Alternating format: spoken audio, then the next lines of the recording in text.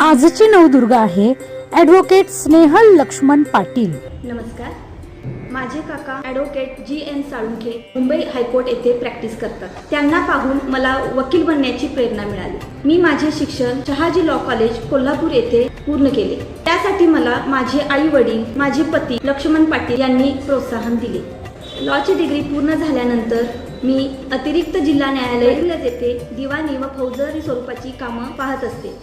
मला सामाजिक कार्याची आवड असल्याने शिवसेना उद्धव बाळासाहेब ठाकरे या पक्षांमार्फत सामाजिक कार्य देखील करत असते। मी गरजू गरीब लोकांचे प्रश्न समजावून घेऊन त्यांना मोफत सल्ला देऊन त्यांच्या प्रश्नांचे निराकरण करण्याचे प्रयत्न करत असते। समाजातील गरीब गरजू महिलांना आणि पीडित महिलांना योग्य मार्गदर्शन देऊन त्यांचे प्रश्न सोडवण्यासाठी प्रयत्न करत असते।